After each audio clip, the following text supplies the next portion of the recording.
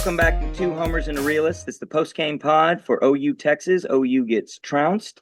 I don't think there's any other way to say it than that, even though the score wasn't that far apart from most of it. We're going to have a lot to talk about. I'm really pissed. I'm mad. I'm mad for a lot of different reasons. I'm Steve. Lucas. Jay. So obviously we're recording this the day after. We tried to sleep on it to see if we could get calmer. I don't know if that worked, but I got bigger perspective now. I got better perspective. For sure. I want to talk about this in terms of the separation between losing the game and getting an indication of what you just got exposed for. So we talked about it's the lowest stakes game for an OU Texas going into it in a long time. And I still think that's true. So when you look at it, just the fact that you lost a football game, it's about the easiest OU Texas to lose, except emotionally, it's always difficult. But when you see the way we lost and the way we played, there are big warning signs that now, here in year 4 of Brent Venables, come front and center that we have to confront. So I don't know if you guys want to talk about the game itself and little things we saw, and then transition as we will into these bigger issues. I know we're going to key in on a lot of the same ones.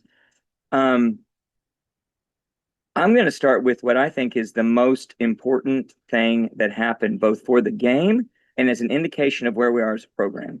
And that is the end of the half.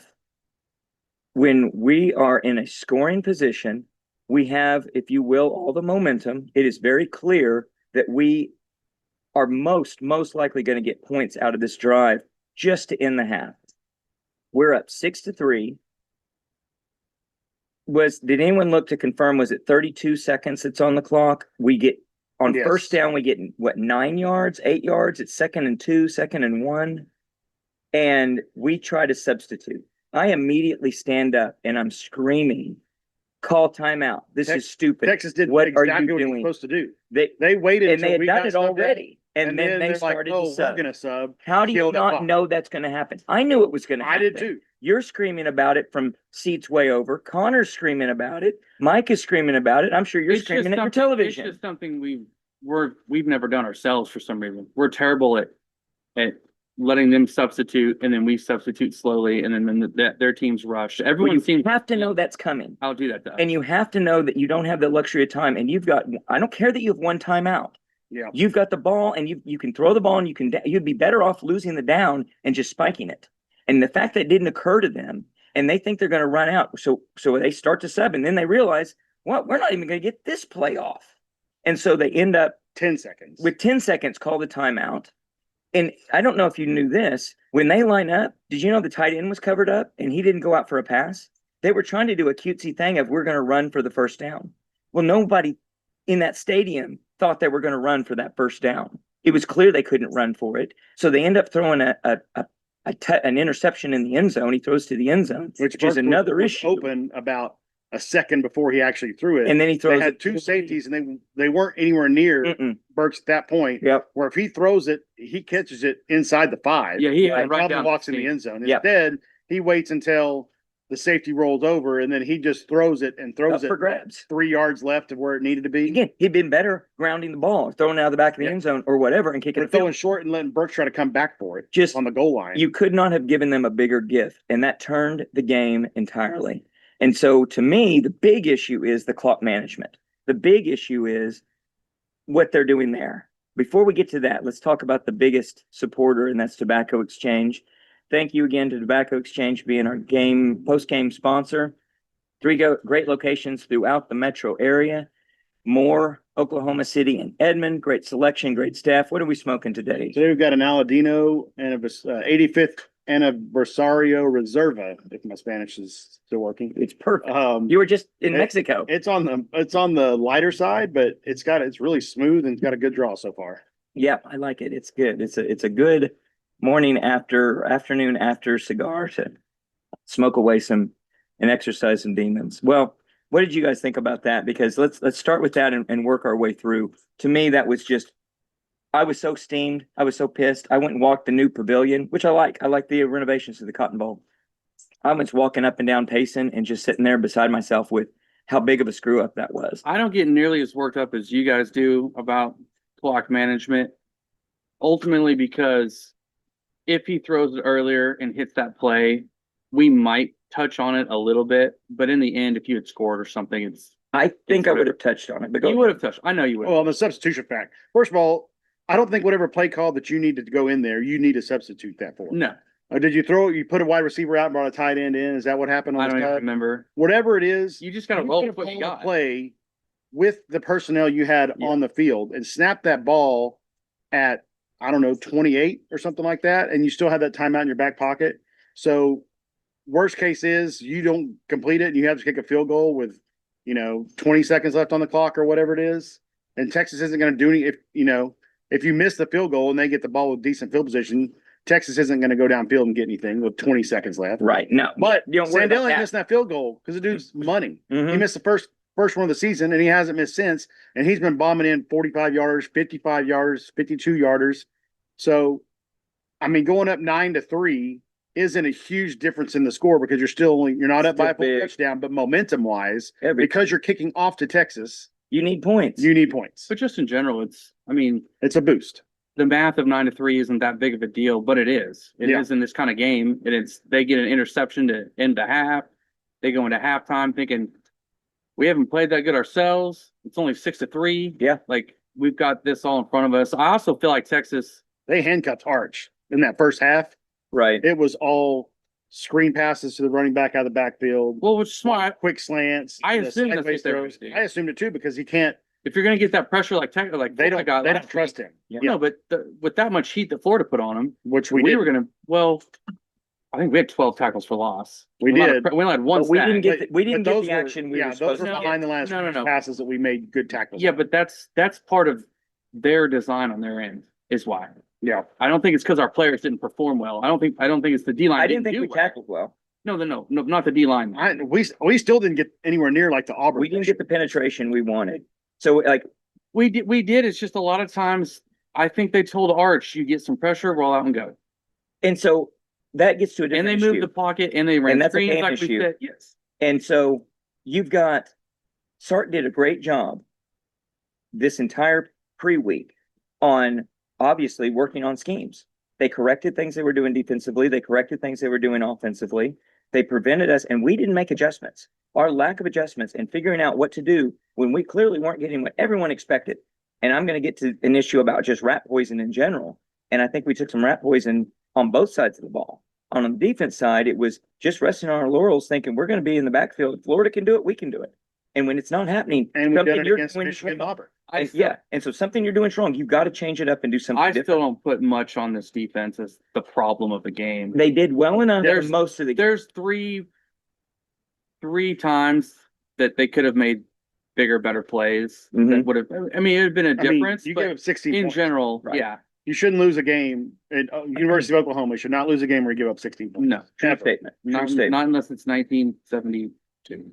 Not We were then. good in 72. No, not in 72, Yeah. maybe 64. Or maybe 97. Yeah, 98. yeah, 97, 98. And no, and even that wasn't acceptable. That's why we Right. fired those guys. So yeah, if you could give Texas 16 points for the next decade, that's all they're going to score every game. You better hope you win. Unless Brent Venables is Yeah. coach, because then you're only going to score, well, between 3 of the 4 games, you got 9 points. Well, that's an issue. We've and got that, 3 OU Texas. and that's out of why 4 without that's a, touchdowns. that gets to a big issue too, a global issue. And that is, I think they rest on their laurels too much about what the defense can do. I think that's a knock on Brent Venables that philosophically, hit that on you. There you go. that philosophically he thinks you can win these games like it's every game is the OU Texas in 2001 or maybe every game like that season. And the problem is you go up 9-3 if you get the field goal and you're only up 6. It takes one play to be down. And one play happened when we punted, and despite 2 clear blatant blocks in the back that didn't get called, they run for a touchdown and they're up, in that scenario, they're up by 1 point because you're only up by 6.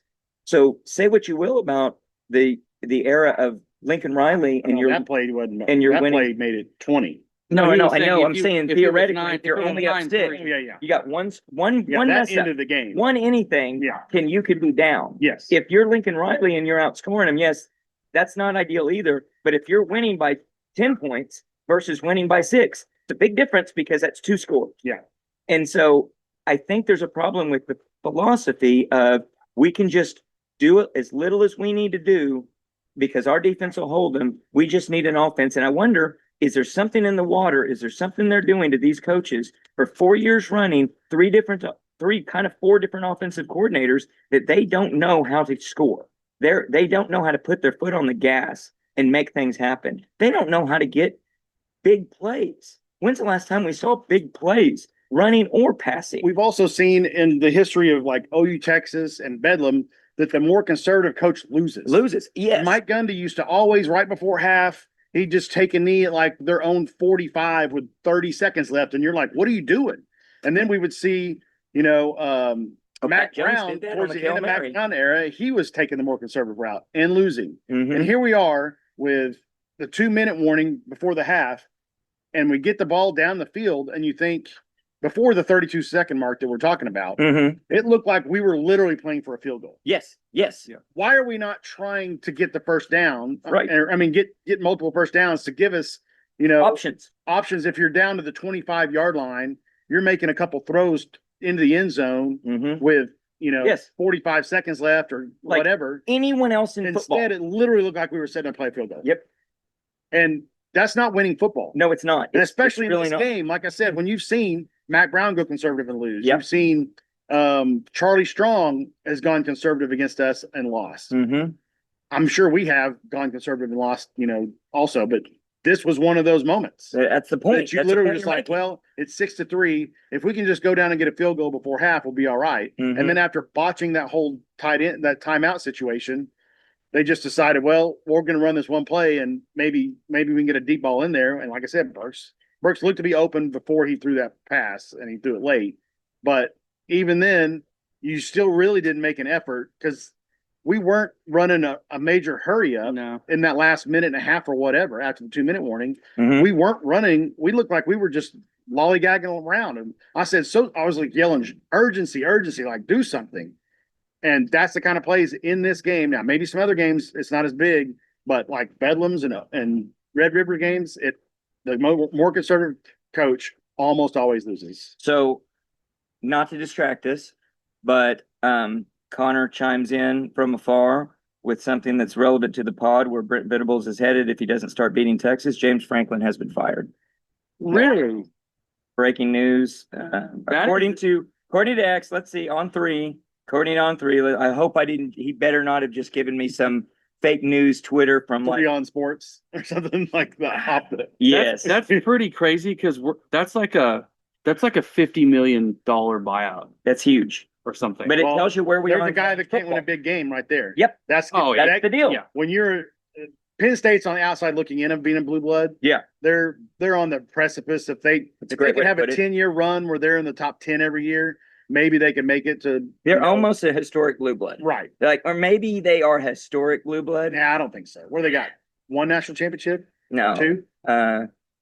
Yeah, They got a bunch. Pete Thamel Maybe got it two. out. Okay, Bill Conley. So it's so the thing. that's one of those No, programs. and most of their winning came It's like all- Florida State's before they yeah, joined a that's conference. almost blah, blah, a blue blah. blood, I agree. and they're not taking it anymore. They're not taking it, and they know they can't. They lose 3 in a row. yeah, Yeah. Wow. After being number 2. number 2 in the country. Wow. Mid-season firing. Wow. The huge buyout. So back to OU, and that does relate. It's the world we have to be in. It's the competitive landscape of where this thing is.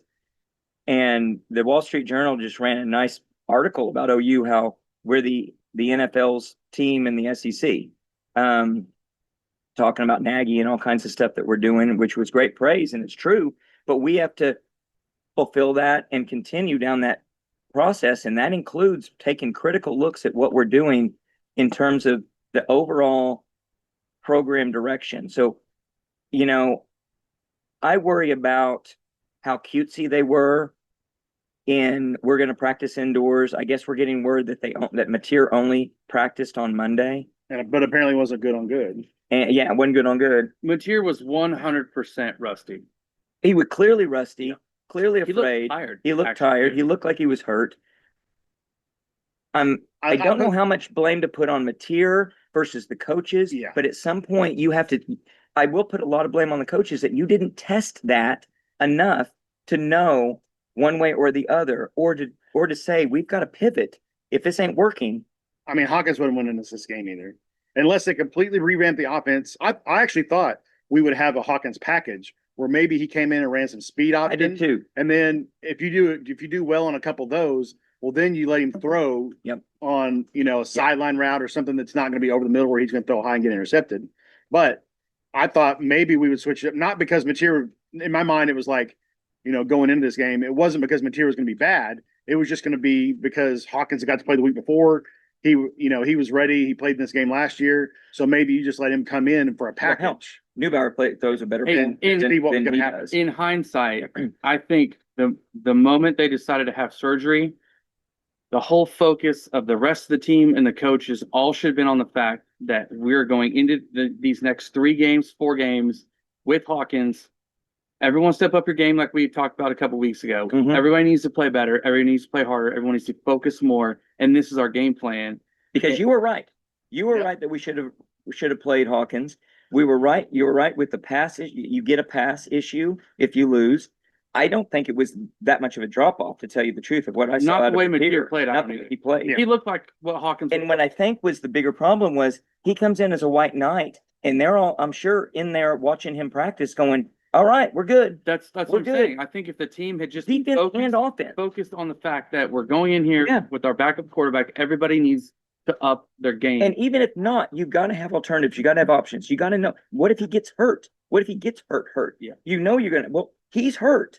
Play Hawkins. Figure something out. I mean, Jay says 6% chance Mateer plays, 100% chance he didn't want him to play. yeah. And it was. Yeah. And you nailed it. You. I nailed it. don't know that And we talked about that as far as like, I don't know that we're gonna know he's gonna be okay for next week. if it came to the point where we lost this game and then we say we end up 9-3 and it goes to the committee and the committee's like, well, one of those 3 losses was against Texas. They didn't have their starting quarterback.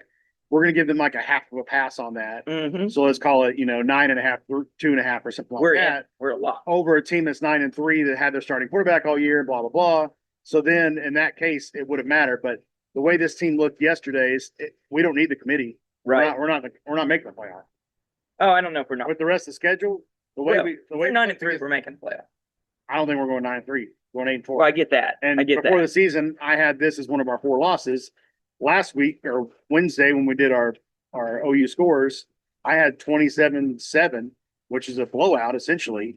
But I thought the way Mateer played would be the way Arch would play. Yes. And we would end up with Yes. 2 or 3 turnovers. Another Good game field where we possession. cannot get a turn. And I I still get wasn't that. giving our offense a bunch of credit with 27 points Right. because at Oklahoma, that's not good enough. We expect 40-point games on the regular. And this season, it's 35 Illinois State. It's 44 against Kent State, the worst team in football. Yeah. I mean, they've proven if you have an eye and you want to see the truth, you can look at the offense over the first 6 games of the season, and it has been bad. Well, Bad.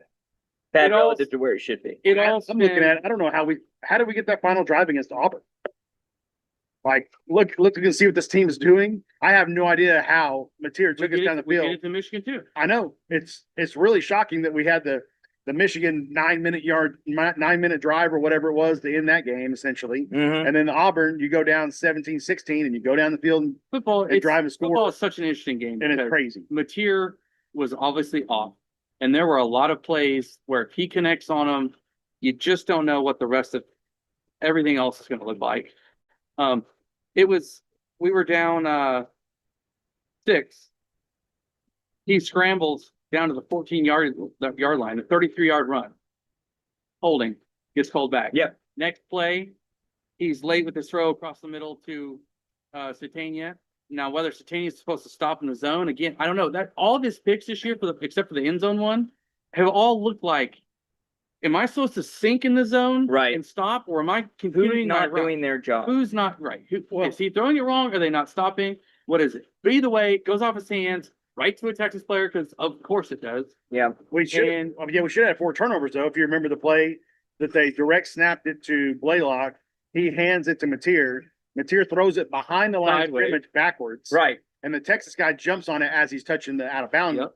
line. Right. So we end up not with a turnover there. Still, Do you think that was going to be a total trick play where he's going to pass? I think he's going to pass. Gonna be a So second pass? Yeah. Yeah, I think. I don't know, but there was another one where the guy just dropped a pick Yeah, because Yes. he pump faked. Oh, He was pick open on the hook. six. He pumped it and then decided to throw it not to this guy, but Yeah. the mechanic, but the was further linebacker back. bid on it. It was, yeah. beeline. it was, he, Yeah, I mean, it was all but a pick six there was there was in another a flash. that the Texas guy goes down the ground and can't quite catch it and hits the Mhm. ground. Mhm. So we easily could have had 6 turnovers. Yeah. So And the defense gives up 16 points. more issues Yeah. and questions about Mateer, the decision to play him, the offense, the scheme. Before we get to Arbuckle, and I want to talk about that. I have a bigger or a kind of a deeper question of, can Mateer throw deep? We haven't seen it all year. Does he have any ability to throw the ball deep? And I'm going to relate this back to the Arbuckle situation, but clearly didn't look like he could throw with accuracy yesterday. And I'm wondering if the guy can throw deep at all. And if not, that's a big handicap shortcoming. Especially when you can't run. Yeah. Because then the As a box team. the whole box is always up. Yep. Because if they know you can't run, The then there's no pressure. reason to play your safeties deep. Yep. And so that One dimensional. Well, yeah, So, that's the short thing. pass is one dimensional. But that's the deal. I don't know that you can, But we haven't seen throw deep all season. but we can't. He I don't. can- But no team is, for lack of a better word, allowing it because they don't need their safeties up for the run. They're all in shells. They're all in deep shells. I don't Their know. front six is stopping our run game. Yeah, that's a Period. problem. Right. Period. So a different flavor of one dimensionality. As soon as you start running the rock and you're gashing them for 6, 7, 8 yards at a time, They're the D coming up. coordinator's got to bring their safeties. I mean, I don't know. I see a lot of And times he- those safeties aren't that deep. They could get beat on at least a pump and go. Something like just to throw it deep to keep them honest. I mean, how nice would it be to run a true play action under center? And I know. Where you get under center, you take the snap, fake it to the running back, it's a 7-step drop, and then as long as the safety, you look to see when you because we first look, we probably can't which do a side the 7-step safety drop. Well, There's no time for 7-step that drop. could be, and we'll get back to offensive line. But before that, with Arbuckle, I'm worried. We talk about this when it comes to basketball. Porter Mosier, mid-major guy. We've taken chances on we've seen other programs take chances on mid-major guys. I have my doubts mid-major guys can coach very reliably at the top level. And I think that's the same story in football. So you got a guy that's mid-major. Washington State played 2 Power 4 teams last year, and they're not good ones. They have a lot of success with something that might not work at this level. Arbuckle might not be able to coach at this level. Not yet. Mateer might even not.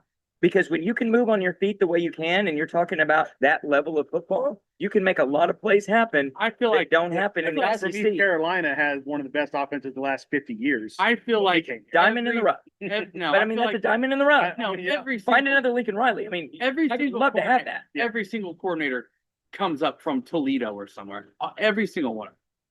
It just takes them time. But you don't have to hire them from Toledo. You can hire them from Alabama or from the NFL. Yeah, but then you're the Alabama fans saying the same thing. Like whenever they got the guy from Toledo. No, I know. You don't have to always take a chance on somebody, is what I'm saying. And if this was, I'm not closing the door on Arbuckle yet, but this is getting really close to where I'm having my strong doubts about his capabilities. And if that's the case, it's what is your process to identify these people? Because if you're going to dip into that pool, you better be going cheap and you better be ready to make a move. And the problem with Brent Venables is, and this is true of everything, he burned through every bit of equity he had with bad decision making and things that happened on the field, clock management, player issues, as well as just wins and losses and bigger things, just global issues, to where he doesn't have any more rope. And so you don't get another at bat on this situation. And so what was the process that you went into to select Arbuckle? If he ends up not being the guy, then that's why Brent Venables should and will lose his job. Actually, to me, it's so fickle because if the players make plays, no one's that concerned with anything that Arbuckle. How many plays though did they not make that What do you could mean make? nobody's concerned? I've been talking about it the very last pod. I said, this offense isn't good enough. I know, but when the players aren't making plays, I don't know what you want offensive coordinators to do. Get the players to make plays, Scheme it up better. Okay, but scheme it up better. Scheme it up for your your strong suit and not your weaknesses. Quit trying to run the same running play over and over that gets 1 yard or no yards. I mean, how many times we just see him hand off the play lock and he's got nowhere to run? I know, but Start running. I don't know. You gotta But maybe start you throwing swing can't. passes But maybe or- you can't scheme around the fact that you don't have a fucking offensive line. That can Okay, so that's The an offensive issue. line's bad. So I'm somewhere between the two of you. Tight ends are even worse. He didn't tell Mateer to throw it late and to throw behind receiver I know, and to throw into the end zone but he instead of gave getting him, a field goal. he gave him patterns, and But the you get what I'm patterns saying. were, let's, But I know, the players are open. There are No, open players. I don't think there are. If you go back and watch the game, there are open players. I was Over there. the Were you there?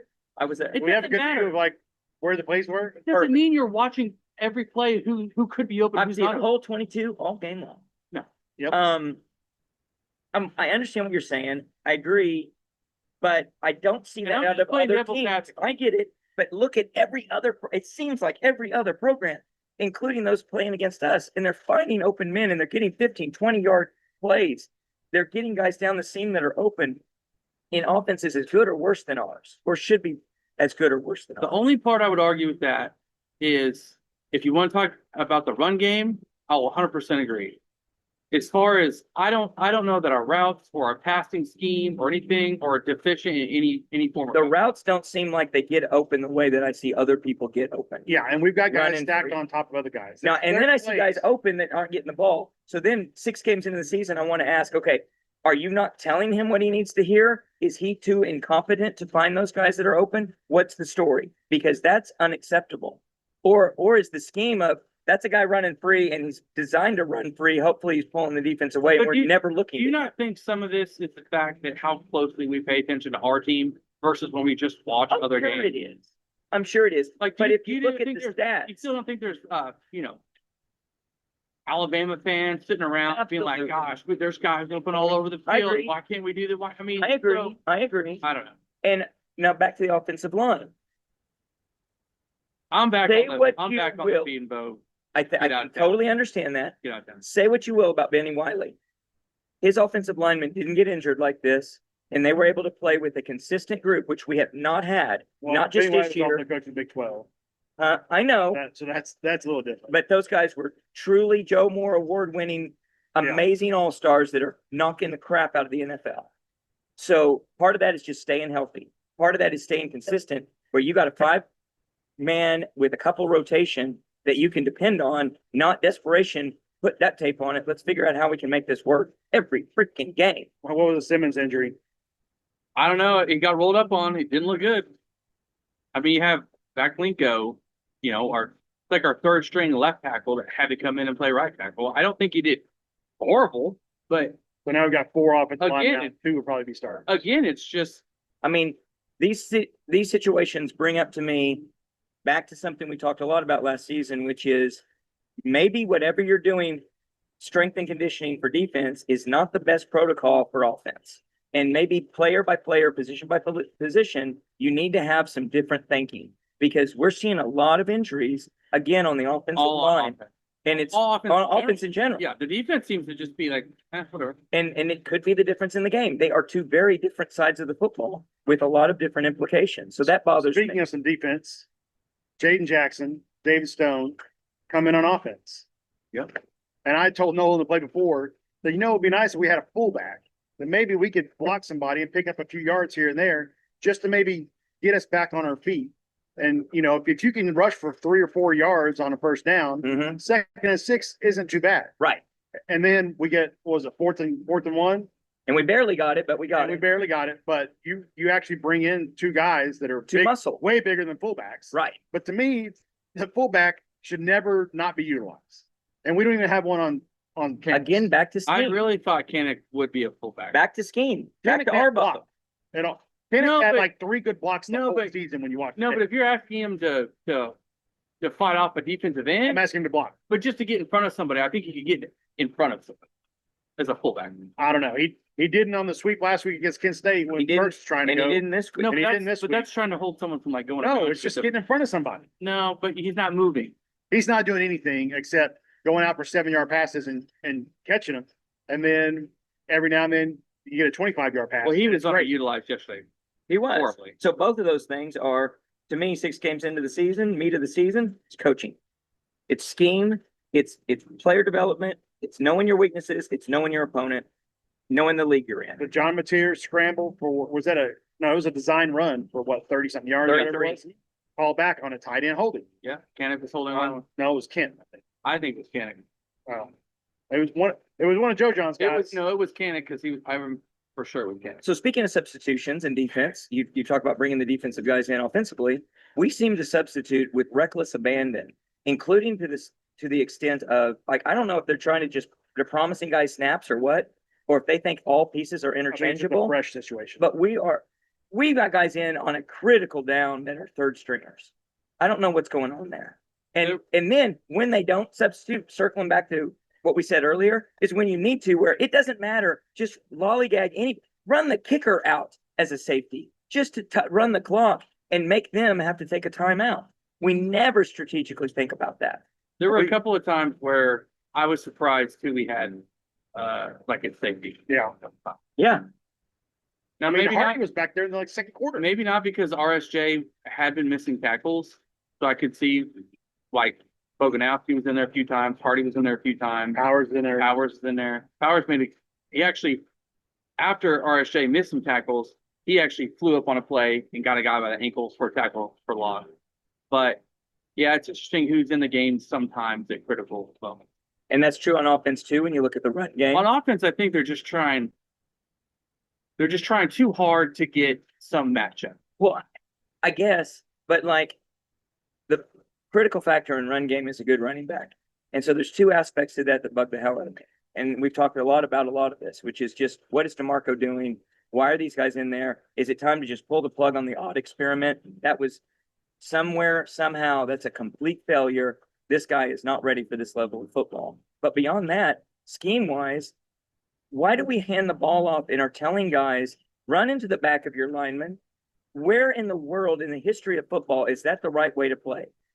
Versus a power sweep, give it to him deep, go find your hole. We're going left, we're going right, just look and go. Texas was killing us on the cutbacks. Yes. I mean, the running back, the play would be made to go off right tackle, and they see a lane inside the Garden Center, and he would take one step and realize it's not there, and he'd go up the middle and get 5 or 6 yards. Well, I mean, that's just an outside zone run that I mean, Wisner was It dominating. should just work. just let your guy read it and go. So again, I'm back to Arbuckle. Is this crap that works at Washington State and doesn't work at Oklahoma in the SEC? Are these trick plays and these slow developing plays and this goofy stuff? I can't remember exactly which play it was, but I looked and I just said, that's the kind of stuff that works at Washington State. It doesn't work in the SEC. And I just see time and again, they're doing this cutesy crap. I mean, I've been saying I want them to see more innovative, but innovative and trick plays They're not the same not thing. the same thing. No, they're not. They're not. we keep talking about wanting to see some layered passing plays. Right. But instead you've got two guys on the left side where one guy stops 7 yards out and the other guy's like 11 yards out. Yeah. And you got defenders. There's 3 defenders covering those 2 guys. And then you've got nothing over the middle because you didn't send anybody on a route there to make their linebacker drop. And instead they're keying on, they're going to blitz because they got nobody to cover over the middle. Yeah. And it just seems like I haven't seen 20 good play calls in 6 games. I tell you what would be innovative: 5 formations and 5 plays. Just your base offense is that. And Go no figure sub. out and And no sub. execute. And no sub. Yeah. And just go. And then 5 plays into the sequence. Sub. Yeah. Just I mean, we're lining the running back out in the slot and then bringing him back in, and then either for pass. There was one where I'm trying to think of who we were going towards the north end zone, and they brought I don't remember if it was Blaylock or if it was Robinson was in the slot. I think it was Robinson. They brought him in the slot, and then he's jogging back in to what I figured was going to get up next in the tier, and then they're going to snap. But they snapped the ball while he's still like behind, like where the tight end would be formation, and then he immediately has to stop and dive back to block a guy just to chip him so Mateer can get a pass off. I'm like, there's no way that play was designed to do that. And another one that was sort of a trick play is the direct snap to Blaylock, and I don't know if I it's think he handed it off to Mateer. I think he did, and he kept it. He faked the handoff, and I don't know if he's supposed to read that. Is he capable of reading it? He read it wrong. He should have handed the ball off. I don't know if it just should be a design, but it's like, if you're going to do that, it's that crap worked with Lincoln. He won the OU Texas game with that, except for he didn't hand it off. I guess he did kind of fake, or on one of those The plays, Kennedy he Brooks faked one, it they to ran Kenny like 3 Brooks. times. Yeah, Where he direct snap, faked it to Yeah. Caleb, and then ran left. Yeah, but even Lincoln never ran it again. yeah, that's Yeah. true. Ran But it 3 times in but one it game, worked. and it worked all 3 times. So I don't know. I don't know. I don't know. I still feel like if But- the players execute, it's such a less big deal than It is a less big But you deal. can't block anybody. But I don't That's think where it would. starts. It would maybe just be just like if Hawkins played and we lost, even to the same score. Aside from the end of the half debacle, a lot of it would just be papering over things that are big issues that maybe are good that are coming to the forefront. And I'm not ready to close the book on these guys, but man, am I getting close. It's a huge issue when you've got 5 offensive linemen and a tight end, and they've got 4 on their line, and they're running those 4 guys into your 6 guys in Yeah. year 5 or 6. and getting pressure. Mhm. You can't. You can't win games Oh, if you've got, what is that, 7 guys covering 4 guys, it ain't gonna work. essentially. The math It's- ain't yeah. gonna work. It's just, and that's obvious stuff. Well, so Jay, you wanted to talk about the SEC being the NFL. What were you thinking about there? Oh, I mean, I guess if you want to try put a little positive spin on Don't you dare. moving forward, watching games every weekend, it's up and down. Every team is up and down. Nobody's just firing on all cylinders. No, it's true. Um, But some people are emerging. Indiana looks for real. One of my locks of the week. Yeah. They look for real. maybe Penn maybe State they looks are. like a joke, and their coach is out. Yeah, but Oregon might not be that good because they beat Penn State. who's They not might very not. Miami Exactly. looks good. Yeah, Miami looks good. But in general, Yeah. like moving forward, I think we all feel like we can lose every game. Yep.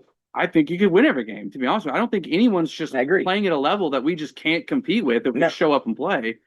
So Especially if it, your tier gets healthy. like when you watch the NFL, you can have a team that's 8-1 going against a team that's 1-8, and it's a 3-point spread, right? Because it's just oh, any team can show or up. trust me, as a guy who is in the Survivor League, it can be a 9-point spread, and you lose. Yeah, I mean, if we play our A+ game against the remaining schedule's A+ game, we probably go 5-1.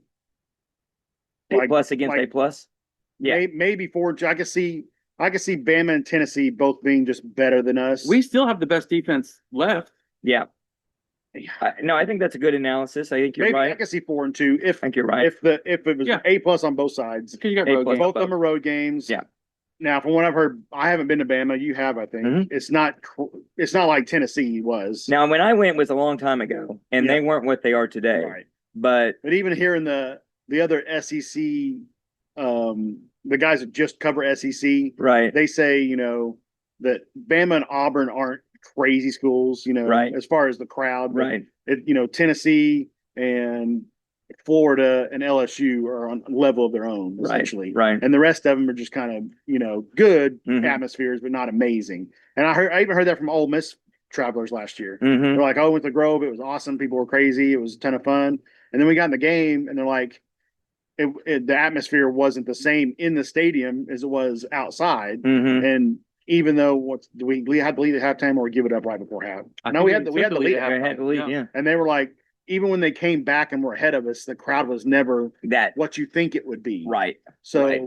I mean, A+ on A+, maybe we're 4-2, but I don't know that we can play an A+ game. I think it's preparation.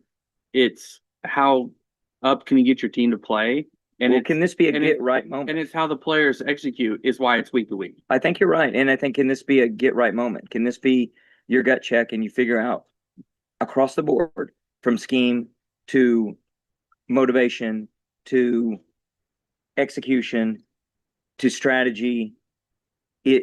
How do we get better? How do we get our A+ game to where we actually can perform at an A+ level and increase that ceiling? Because the ceiling is still capable of going higher if we can put it Yeah, 'cause together. I guess the word would be parity. I think us and all the remaining teams we have, we all do things well. We all do things that we need to improve on. Yeah. And overall, I think we're all in that same. If you want to be a championship Level. team, what do? You get to those things, you get those things done that are, you could be better, and then you make your better. And we got to do both of those things to compete in this league, play for championships, have a chance at getting to the SEC title and getting into the playoffs and having success in the playoffs. So it all remains a real open Texas is question. probably the best defense we have played, even from the remaining schedule. I think you're right. Maybe LSU. Maybe. I mean, if you're gonna give our defense At home, though. a grade for the season, you'd go A+ probably for every game until this one. This one's an A still probably because 16 Yes. Yeah, points. it's an A. Yes, It's still an A. That's still it's an an A. A. It's an A. Big rivalry game. They had 300 yards and 120 of them came on 3 plays And we didn't of now. missed tackles. And if the offense And we does can what go- we they didn't can have do, bust. We didn't bust. No, the touchdown busted on.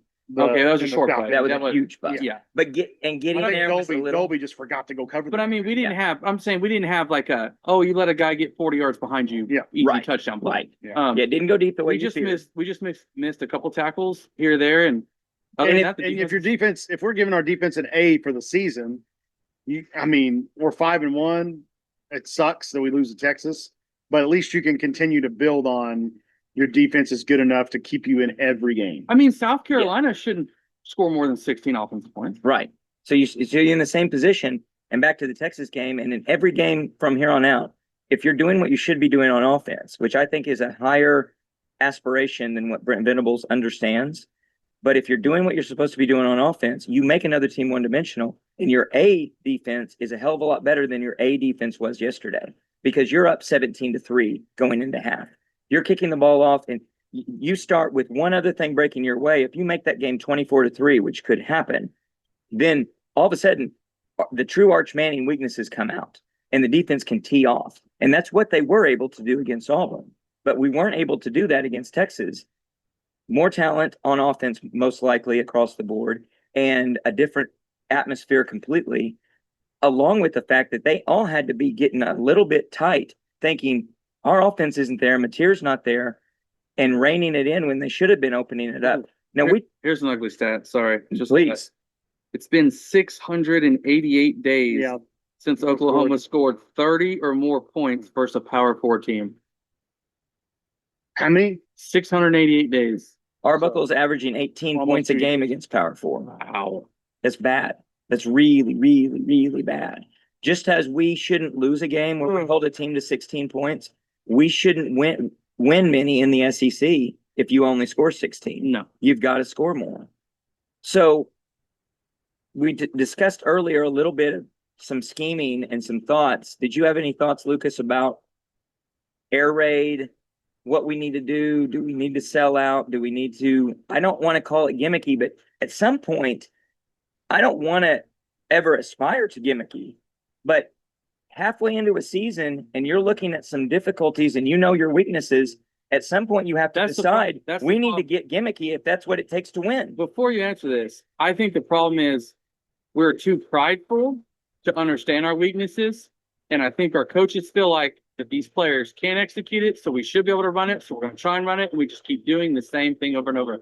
If they were smart enough and could look in the mirror, I think we'll do what you might allude to. Hard, agree. I mean, I was thinking about this probably for the last couple of weeks, and if we're not going to be able to run the ball, then you need to go back to the Leach true air raid style offense, especially even if it's just a couple games, because then you get the wide spreads on the linemen, so you get better throwing lanes. Maybe those guys aren't tripping and falling all over each other trying to make blocks because they've got their own little area to contain. They're giving up run blocking. They're just doing one Right. thing. And you get more guys out in the pattern. I still don't know that Mateer is going to. Which they do decent at. They're decent. Yeah, they are at- decent at that. Yeah. Yeah, Can't run block for crap. not at all. So maybe the extra splits gives him a little bit more time in the pocket Right. instead of having to roll out all the time. But I mean, at this point, there's literally no reason to run the ball because, like Jay said, everybody's playing a deep shell. So you might as well just go and turn the run game into 5-yard passes. Right. Yeah. Okay, we're back. Leaf blower man hopefully has moved on. New AP poll just came out. OU's at 14. Got a lot of teams left on the schedule that are ranked, and rightfully so. This is a lot more meaningful rank than obviously preseason. So you start to change your evaluation of how tough that is. And for OU, it just continues to be really difficult. For other teams, it's gotten easier, obviously. I think they put on the TV program last night that OU has the toughest remaining schedule. Well, the marketing team needs to be talking that up as much as they can, but it'll all be for naught if we can't go out and win football games. And so 4-2, and you're marginal to make the playoff because of, unless depending on how it breaks. But if it's anything like it usually is, you're marginal and you'll be in that conversation of if you're a bubble team that's in or out. 10-2, you're a lock. 8-4, and I'm going to most likely be on the we need to move on. And I hate to say it, but I'm going to be on we need to move on at 8-4. It just depends on the composition of what it looks like. But I get this game either gave me a false negative or false positive, or it opened my eyes in a way that needed to be opened of exposure of our limitations and the limitations of this regime. I don't mind losing the game, although it sucks and I hate it. But the way you lost it and the way you didn't give yourself a chance to be competitive, maybe they should get a pass because there's a lot of unknowns and it's tough. You know, Mateer's your number one quarterback, but I just feel like you should have done enough to figure out A, let's make sure that's true, and B, we need a plan B. And if it's not, we need to know where we pivot and how we pivot, even if it's in-game pivot, that is something just to take some pressure off of what's going on.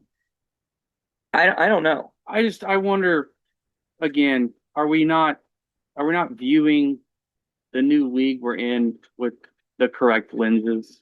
Or, I mean, if we come out next week and the offense is just lights it up and is all on all cylinders, are you back on the? Yeah, Hey, we're back. No, that's how. But I mean, but that's too. I will be. I know, but that's, maybe, but but that's how. too. No, it's not fickle. That's like this is a lot of unknowns. We have a sample size of 6, so we've got to be real reactionary to anything we see. And if you run the risk of being too reactionary, but it's like I don't have a lot to go on, so I need to see that it's okay to make mistakes, but you can't make mistakes that make me think you don't know what the hell you're doing. Not to paraphrase Trump. and we got But outcoached. we got outcoached, we got out schemed, we got out prepared, and we didn't make adjustments. So we got outcoached in the preseason, in the pre-week. We got outcoached for 3 straight weeks, and because we had 3 weeks to prepare, and then we got outcoached by lack of adjustments in the game. I feel like. I mean, I can't. I'm not going to look at it week to week because I'm not saying I'm looking at it week to there's week. just too much. There's too much that goes on. The teams are too good, and the coaching staffs from everybody are too good. You're going to have weeks that you are out schemed. We were out schemed this week. We were outplayed this week. And just because next week goes the other way doesn't mean. But it wasn't just back. out schemed. You didn't get out schemed by not calling timeout. You got out. You don't know what the hell's going on in the game of football. That can be a bigger problem. It's been a problem. Yes, and that's what I'm looking at. I'm looking better. At the bigger problem. It has gotten better. It has. That's the first time this year that I can really think of that we were like, what are we doing with clock management? But the points per Where was game. Kevin Wilson on that drive? Exactly. How's he not screaming? What do you do here? Yeah. So the points per game, the lack of offensive production, that's little glimpses into worrisome for me. I'm not ready to close the book. I keep saying it. But I do think they're really big worry points. Offensive line, worry points. Bill Bedenbaugh, DeMarco Murray, these assistant coaches, I just worry if they're the right people for Emmett the job. Jones isn't off the hook either. He's not. No one's off the What we hook. wanted to see the last couple of years worth of receivers. Now, he got totally screwed last year with 5 receivers out. True. So that makes it really hard to overcome. But this year, we don't have any outside of Gibson missing the first few games. We don't have a bunch of wide receiver injuries, and they're just not playing worth a damn. I mean, I don't think they're getting open. Jay says he saw openings in this game, but from my angle, it didn't look like there was a bunch of guys. I mean, I can think of a couple wide receivers are like the least problem I could think of. that he threw late. True. A couple of he threw late that could have been completions, but overall, they're not getting open. But it's because we can't run the ball. There's so many guys out in coverage. And so if you can't We're run the literally ball, getting nickel and dimed. you're 6 games in, you can't run the ball. I'm coming back to your thinking. It's number one, 100%. You got to figure out how you can adjust for the fact you can't run the ball. Yes. Because if you stubbornly just keep doing the same thing, it ain't gonna work. It's not gonna work. Somebody brought up a good point on Twitter about UCLA. They've just like made this massive shift turnaround. The first 4 games, they were running for like 50, 60 yards a game, couldn't do anything. They changed offensive coordinators. The last 2 games, they ran for 250 something yards and 230 something yards. Yeah. With the So- same players. Same players. Yeah. So there is a a scheme. There is a mentality. There's a Well, shift. There's a play calling. There's New head coach, something. new offensive coordinator, and the offensive coordinator didn't even know how to use the headset. Yes. And yet, And all of a sudden, we can just And he pound the probably rock. grew up on the sidelines. Yep. When his dad was head coach. exactly. And so schemes matter. Yeah. And what you do like that matters, and you're looking for the guy who can figure that crap out. And speaking of adjustments, I saw this stat yesterday. Offensive plays in the third quarter, Texas 25, OU 4.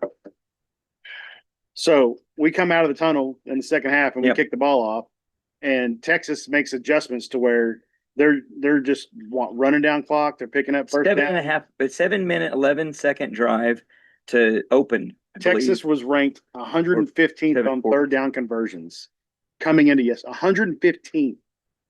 And they went 10 of 17 against us. I was gonna say, With an average distance of 9.2 yards, they still converted 58% of the time. yeah, I think they had 7 in a row in the third quarter. Yeah, Yeah. that's when we Killer. didn't keep. And the one of ball. them, they were down at the 7, and he got flushed out, and he just made a great Great great play, throw. great to that. pass. And you can afford. You're gonna.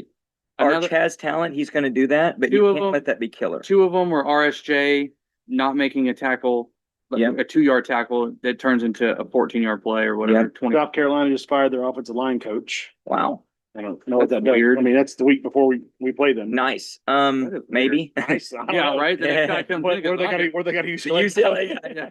So they adjusted to our twists. I'm going to get back into adjustments a little bit.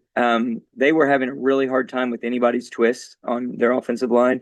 Our twists were completely ineffective. Brent's a great defensive coach, but, and this is true, and I can look back at the Stoops era in particular and say there were games when things just didn't work, and they didn't work. This is in defense of what you're saying, and you get out schemed. And if what you're doing works 90-95% of the time, no, I don't want you to make changes. Yeah. But in that case, you lose this game in a game you're competitive to the very end. And I really, even though technically we were, you walked out after the field goal, and we have a last couple minutes we had more than 3 minutes to play, or right at 3, because we play into the 2-minute warning. And it never felt to me like we had a chance. Because I don't think we had a chance. No, We once weren't the holding call happened and it wasn't first down at the 14, and we're down 7. After that, it was. we needed breaks, and you didn't want to be in a position you needed breaks. They needed breaks, and I don't think they got the breaks, other than really, really bad officiating on the punt return. And maybe there's a holding here and there. There was a There turnover. was a late hit in the middle of the field that Oh, there was a late hit on Mateer. Here. When he comes into the middle. How in the hell they didn't call that? the one where they blew the whistle Yes. for the false They start. blew 80 whistles. I watched And he's 5 yards back. I watched a clip of it today with the audio on. Yeah. And as he's snapping the ball, it's whistle, and it's just a constant whistle. I mean, they blew that whistle 17 times, and that guy still dove in and nailed material. And he throw the flag. And he hit him low. You need him low. You've got to throw the and Yeah. went to the ground. Yeah. And no one could have argued if you had thrown a flag on that. No. Nobody would have been upset. You've got Not to a throw that Texas flag. fan, not a I mean, Texas I can hear coach. 2 whistles, multiple beep beep beep beep beep beep, and nothing. So they got a couple breaks, but they didn't get gifts other than Mateer playing poorly. And they won the game. So they won the game without like, oh my God, what a fluky thing. Oh my God, Satania muffs a punt It's and not this and that. 1984. That didn't happen. Yeah. So now, The why only would you gift, bring that up? Why would you do that? the only gift I feel I got was the one that went off Satania's hands and just went right to them. Yeah. Yeah. That was a bit of, well, it's a gift, but it's a bad throw gift. Yeah, but it's still just Or it could have bad bounced something. anywhere. Or bad Or you Satania. just caught it. Yeah. Right. So I just don't like how we got beat. I didn't like how that felt. And I know, and some of it, you're right, Jay. Some of it, it's Texas. And had it been, I wouldn't be this bitter about it if I'm watching a game on my TV and it's South Carolina or whatever. It's a rivalry, but rivalries matter, and you needed to win this damn football game. Defensively, the Dolby play in the back of the end zone, Mm. and then 3 missed tackles. Your defense is going to have that stuff. I think the gonna defense happen. more than played good enough to win this game. And- To even complain about the defense at all. Special teams, you had the punt return for touchdown, which it was a great kick, and it was on the sideline. Yeah. They Yeah. did a good job of just running up the sideline. That was the only thing he Obviously- did. He punted poorly other than that. Obviously, the 2 blocking the backs, or the punt that really made me mad was I told Nolan when we were punting from our own 42 or whatever it was. Uh-huh. And I was like, if he just kicks this in the end zone, and it was like 4th and 8. Right. So we probably shouldn't have gone for it. But I don't know what else you do there besides Right. that. But I told him, it's like, if this goes to the end zone, you're only netting 22 yards on yeah. this. Just And go then he for it. punted it, and it went like to the 25. Yes. It was, what was that? Just a mistake. Just a mistake. And then it bounced forward, and our guy's standing there and catches And it. on catches it. 22 or something. catches it. Yeah, it's like that's when We you might let have it go. we might have got like 4 more yards. Absolutely. On that. So doubly bad. That was our special teams outside of with the first couple games where Satania fumbled right on the punt. Mhm. Do we have 2 fumbles Yes. on punts this year? Well, Ott fumbled on No, the kickoff, Satini had one that was really, really close. It was like, And he caught like it. a diving Yeah. thing. and then the other one against Ott- Michigan, he gave it up. Ott bobbled the kickoff. Was it Michigan or Auburn? On Michigan. Michigan. No, not Ott. So- No, it was Satania, Michigan, and then right after that, Satania did it twice. and He said he's had 2 muffs, I think he's had 2 months. but one was was one one at Temple maybe. in Temple. But so we gave the defense a grade for the season, an A. This game I'd say B plus On I mean, special, B no, defense. on defense. B I mean, you plus. can maybe give him an A minus. Because 16 points isn't a lot. I give him an A And minus. the offense gave him 3 turnovers, and Missed I don't tackle. think they had any points on turnovers. He had some missed tackles. I mean, I'll be a hard grader and say B plus. Okay. Because we didn't get enough pressure. If I'll we- be like if- Brent. Brent's gonna probably give him a B If plus. we I give him a got B Auburn plus. pressure, I'd say this was in the A's, but let's go B Oh, yeah. plus. For the season, A. Yeah. Okay. Special teams for the season, A. A. Mhm. Sandell's been awesome. Yeah. Punting's been really good up until this game. We Kickoff had a coverage couple been really bad- good. Kickoff coverage has been great. Offense, We could have run one at, not to get C minus, down D plus. off in the weeds, but we could have run one of the kickoffs out in Yeah. the position it Well, was fair caught in. Fair caught it. But yeah, I agree with what you're What's your saying. offensive grade for the season? It's in the And C again, grade. I'm the guy complaining after a 44-0 beatdown of Kent State because it's Kent State Yeah. and we should be scoring in the 50s. in that game. It's in the C's. And that was Yeah. with an offensive touch. That was with a defensive touchdown. Yeah, it's a C. And to see. It's a C. And what's our ceiling moving forward? Points scored per game. Obviously, you got 6 different opponents, but I feel like our ceiling for points scored is like 31, Fair. maybe 35. Fair. It Oh depends. yeah, I can't I don't see think it. it's having- I don't know if it's that high. I don't think it's either. having a 40-point game the next 6 games. No, Not unless we change I'm things. just counting offensive scoring, not Uh-huh. like if If we we return a change, punt or pick Definitely. 6 or whatever. if we change things, well, okay, if you talk about just getting No, the ball from your no. own 25 and Yep. scoring like that, no. right. So I'll I'm counting I'll say like getting our ball after a punt on the 50. Right. Like we keep normal stuff. Yeah. Well, I'll say if we continue to do what we've done on defense and special teams, but that includes a lack of turnovers, our ceiling's 24 points offensively. Wow. If we do what we can do defensively, it's 31 or 35 because that would include a short field. Yeah. If we get to where we should be as Oklahoma football, it should be 42. Yeah. And there's a world of difference between 35 and 42. So can we get there? And I don't know what they call this in the math world, but we're getting awfully close to the. It's almost impossible to not have some turnovers moving forward. Yeah. What is the turnover ratio now? Is it 8-2? Something like that. And I mean, and 2 against Kent State. there's Yeah. there's no way there's ever been a top 5, top 10 defense 7 games in the season with 2 turnovers. Right. Which the Because only it can't be. the only You part of can't be that that good of a that defense. gives me a lot of worry because a lot of turnovers end up being random, but you put yourself in a position to create turnovers, and I don't feel like we're doing that for some reason. So our something Mason about- Thomas's sack on God, Arch, I thought it was he- gonna that be. arm came around and that ball did move in his hand. It just didn't pop out. Oh, right. Just like the Jackson Arnold backpack one, he made the swipe as he came down and Right. Arnold tucked it in. Yeah. Maybe he's too loud when he's rushing around. Like Yeah, he's such maybe a big making dude. too It's like, much noise. Maybe so. You hear the train coming. Yeah. Come on, boy. Just stop saying that. And then on the interceptions, like, is there something with the scheme of like we don't seem to bait people in to stuff, Yeah. and it seems like we should be able to bait people I in. feel like our opponents are either throwing good passes to people that are open, or they're just eating. Safe and eat it. Yeah, Like I don't think anyone's just kind of been a gunslinger. Yeah. that's probably true, and that's great coaching. I mean, that's what Well, you like want to do, Michigan didn't let Underwood do anything. Yeah.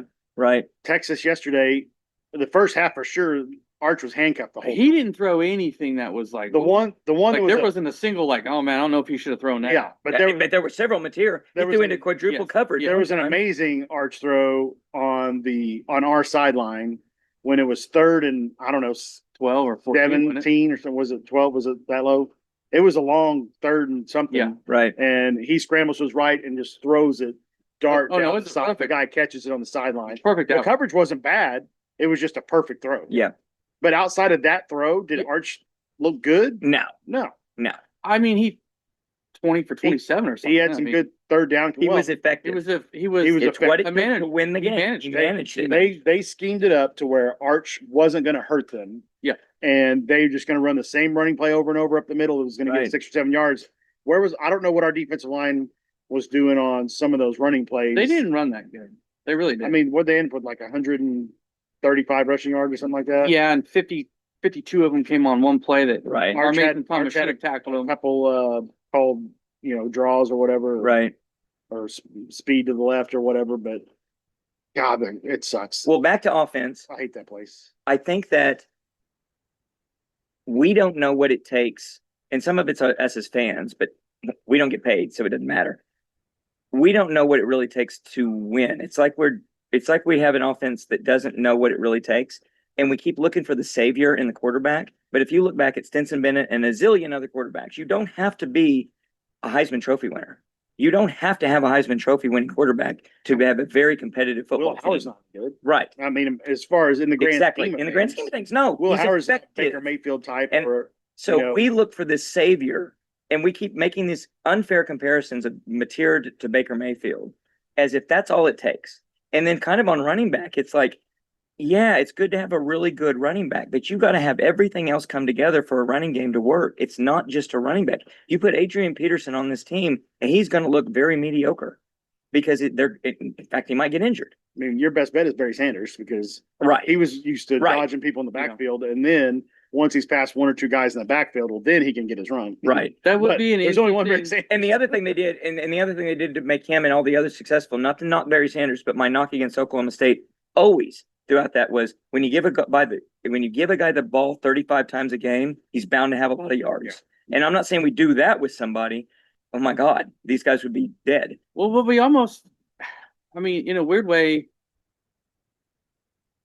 we might not do that enough. Yes, Even though we complain that we can't Keep run, going. maybe we don't Keep do going. it enough. it's one or the other. It's Blaylock like did have a we're couple in of this- 11, 12-yard runs. Unless you're we're gonna, in this worst of both worlds. unless your tight ends are going to become better blockers, or you find somebody that's a third string in another position that can become a fullback, you ain't running the ball. the rest Well, of the season. and back to Sanders, if I'm not mistaken, they're running out the power I. And Yeah. I'm not saying run power I. I'm but saying you- run power I. I mean, I'm with you. So it's either run power I or run something comparable so that you can get those blocking schemes that work instead of whatever they're trying to do. What are you trying to do? Is it something that works at Washington State and doesn't work here? I mean, up until Bama, Saban finally determined, the spread offense was the way to go. What, mid 20 teens? Mm-hmm. Before that, it was power I, and it worked. Yep. He won national championships with power I, and then he's Yeah, at like, least well, one. these quarterbacks are getting better. The spread offense is what these kids are doing in high He school. adapted. So he adapted. Maybe it's time to adapt back. Maybe it's not. Maybe it is. I mean, lots of things might work. Option football might work. It might. You don't know until you go and try it. But you can't just do a little bit of this and a little bit of that. You kind of got to go all in on what you're doing, and it's got to be something that complements both who you are, what league you're in, and what it takes to win. The what it takes to win that worries me, and maybe we can conclude with this and some thoughts looking forward is what it takes to win. I think it's more points than Brent Venables understands, and he wants to win every game 21-17. And that is a prescription for a lot of crappy backdoor losses, among other things. So that worries me. That's my worry about Brent. I'm as negative on Brent right now as I've ever been in 4 years. And I don't think it's just because of one game. I think it's the cumulative everything else up to this point and some eye-opening experiences we had yesterday. What are you guys' thoughts going forward, though? You've talked about A+ versus A+. What's your thought on what we'll do? Your best guess for 6 games remaining on this schedule? Best guess for 6 game is 3-3. I mean, I could easily see us going 7-5. Like you look at those next 6 games, and we should be able to beat South Carolina. Yeah. But If we don't, one thing they're going to be uphill against is the fans, and the Yeah. sentiment's going to be ugly, and the show up for the game is going to be ugly. I mean, this is the it has first to be game a get right game. I thought we would lose was the South Carolina game. Yeah. I mean, So I what had do you- his preseason. I had his 8-4. Yeah. I mean, I can easily see us at 7-5. I can see us going 1-5. I unfortunately agree. I think we What's might. your best guess? My best guess is we go 3-3 from here on out. My best guess is 3-3. Yep. We don't have Connor's view on it, but I think that's the rational, and it could be any of the three. Yeah. I And we're can tell saying- you the most We're saying likely. ceiling. Or are you saying that's No, the prediction? best guess. That's my best Your guess. best guess. My prediction. Okay. Ceiling is 6-0. Agreed. I don't think anyone's unbeatable. Floor is 1-5. 0-6 is I 4. would go 0-6 is We've 4. got 6 ranked teams left. You can lose every game. You can lose every game. You can win every game. That's why I think it's the NFL. I guess mean, you could. Literally I mean, you every can. game. Going after this game, we will know. I mean, I'm we going to might. say that now. We said early in the season when we know, and I said Texas is going to be. Yeah. I kept saying Texas is what we'll know what this team is. You said it was Michigan. I think the Connor said it was Auburn. I think maybe. I think so. I kept saying Texas is the measuring stick, and even them coming in with 2 losses this season against a good Ohio State. I mean, they're ranked number 1. Yeah. Ohio State's not like championship caliber in the last decade type. I don't feel like, maybe they will win it because there's some more parity, and then they lost to Florida, who Florida's on the bad side of a lot of stuff as far as They're a lot like playing, South they're Carolina. playing tough, but can't seem to pull it out in the end. And Texas lost to that team. So, I mean, it's not like they lost to 2 world beaters, you know what I Right. mean? And then they just bullied us yesterday. Right. And I don't like getting bullied by anybody, but I especially don't. So like when I say obviously, in truth, 0-6 to 6-0 is the possible thing because you're playing the games. Right. But in terms of 95% confidence interval, I would say it's 1-5 to I'm still going to include 6-0, but there's a 5% chance we go 6-0. I think we finished 2-4. I think 6-0 is completely off the table. Your best scenario now is 4-2, and I think we go. If I go optimistic 3-3, Wait, I thought that was your best guess. I was thinking you're You're talking getting more about ceiling. pessimistic. I'm gonna go. Woo. I might be with Jay. I don't. I I'm gonna don't. stick with 8. I'm gonna stick with. Well, I'm gonna stick with okay, 3. what's interesting is as 8-4. much as you're saying players have to make plays, or you're just basically saying they're not going to make plays. Because if I- I'm going to argue against it, But we're I'm also getting afraid- out coached on one side of the ball completely. Yes, we are. I'm afraid that there is no hope for the offensive line. Yeah, we don't know what Simmons' injury That's is. my this problem. is true. That's my problem. This Is Howland out for the season? I don't know. I don't He's, think I mean, he's been out the last couple games. They but say he's it's out like for the duct season. tape together. Yeah. I mean, is there a chance he comes back like Missouri time frame or something? So Because if we're stuck with the 5 offensive line we finished the game with yesterday, wow. So my argument against it, which is interesting because we kind of are shifting, but I think that's where we are. I don't think anybody's wrong with this. Of here's the unknowns, and it's real easy to see the downside. It's hard to see the upside. The upside would be Mateer wasn't healthy. A healthy Mateer is much better than what we saw yesterday, and he Mateer gets will healthy. definitely play better moving forward. than And so played. he's better. The team's better. What if he sits this week? Wait, Well, that that's could be a fear true. of mine of him playing yesterday. And so you can get right enough that 3-3 is a pretty easy goal to hit. It could, Easy goal Easy. against 6 ranked teams. if you're back to where you were against Michigan and Auburn, or no, I guess South Carolina's not ranked. 5. yeah, 5 ranked teams. you can get there because that's our capability. Defense, things can happen in football games. I mean, we could pitch a show. I did It's think, possible. and I predicted, and I came out of the Michigan game saying we know, and I'm going to stand by that. We know how good this team could be, but what I see now is we know how bad this team could be, and I see things we didn't see. So it's a weird version of you're never really going to know. We knew some things in Michigan, and we knew some things in Auburn that were bright sides, and wow, this team has some capabilities. Now we know some limitations.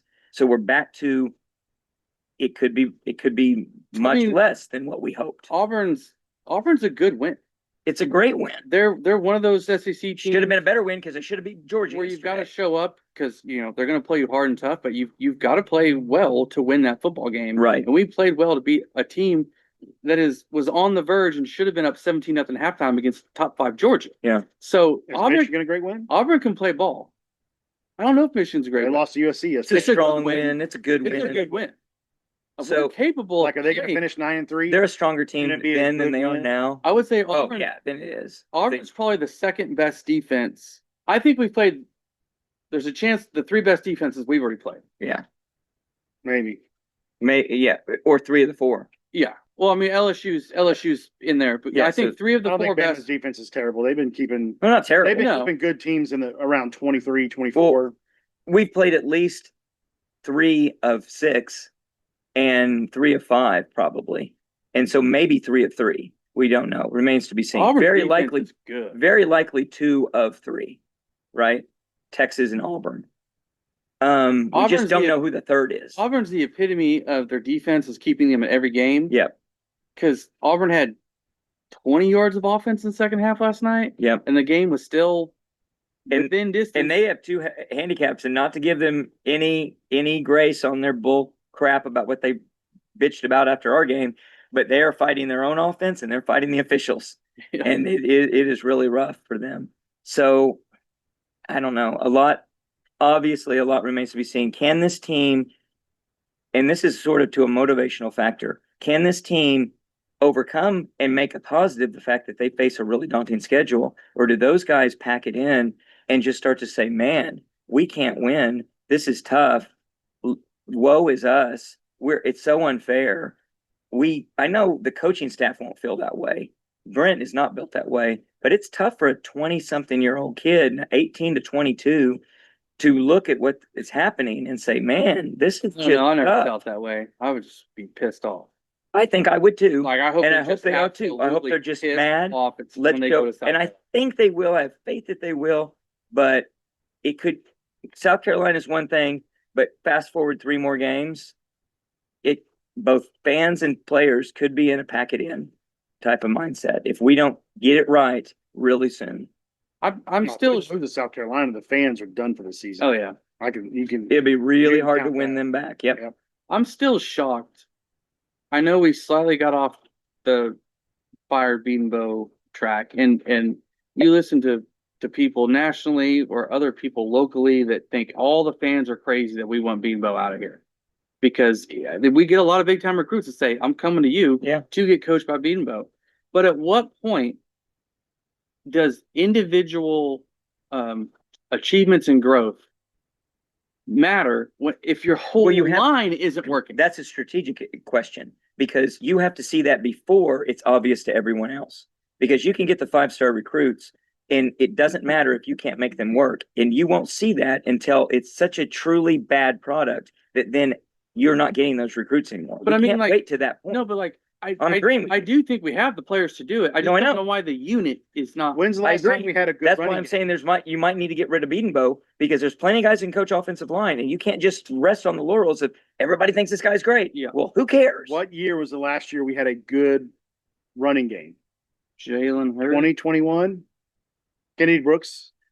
Wow, it's just I think Kenny Brooks is so good, but Yeah, 2021. I'd be That's interested in fair. Who's gonna play in the That's NFL? fair. He's a good college running I back. would say that running game is better than Jalen Hurts, because Jalen Hurts was Jalen Hurts. yeah. So that, to me, unless you're running wishbone or something comparable, I don't want my quarterback think- being the guy. I think I'm we just had talking two- about a good running we had game. 2,000 Exactly. they were both So I 1,000-yard think it's rushers. But I think it's in Everett, 2021. we had a good running No. game? No. no. It's And we're 2021, on and then offensive 3 years coordinator number before 4, that. essentially. Yeah. If you Yeah. count, Yeah. how many games did Joe John get? 4? Couple. Yeah. Oh, we were better running last year when after Joe John took over. We could run the football. Because we were running Jackson Arnold. We didn't run the ball against Navy worth a damn. I don't think. I don't remember, but No, but we ran it There. against Ole Miss and we ran it against Bama. Yeah, and then LSU we didn't. I think your point's correct. I don't know. Where is it? It's got Where has Bill Bedenbaugh been since Lincoln left? right. Was Lincoln's scheme made the running game so incredible because we could go deep and defenses had to play back? Here's what we do: we throw out apologies. We bring back either we make them compete against each other. It's either Lincoln Riley or Josh Heupel, your offensive coordinator. We want you back. Let's see what happens. I'm taking Bob Stoops, head coach, Lincoln Riley, offensive coordinator, Brent Venables, defensive coordinator. I love it. Don't know Let's how do you it. could lose. Don't know how you could. I You don't could. know how you could lose. Okay, but It's fantasy land. No, Just for a second, that could work in this era of football with Jim Nagy and everything else. It really could work because Stoops doesn't have to do what he doesn't like to do in terms of recruiting. Yep. It could work. 20 more seconds. The fact that Kevin Wilson is on staff and you have Beatenbow, who's so great, and Kevin Wilson, and you can't get offensive line, it's baffling. It's It is bad. It's worrisome. We got a lot of worries. We got a lot of football left to play. We got to, everything in this season, half a season, and all of our goals literally still in front of us. No, and beating Texas is the goal. Preseason, That All goal's right, not- all of our Three- goals except for preseason 5-1, we would have taken that, right? yes. I mean, I predicted 5-1. Yeah, but if I didn't tell you which 5, Yeah. like it sucks Well, to I lose said to we're gonna lose to Texas, Texas. but you preseason. can't throw everything I out was an idiot for last week. I'm Texas fine. win. Okay. All of our goals except for that still in front of us. Lots of worry if we can actually get there. We could not achieve a single one of those goals, and that includes a bowl game, and that would be curtains for Brent Venables. So a lot of pressure on them. We'll be back to cover it. We'll talk about it in the midweek and all that. Until then, Boomer. Sooner.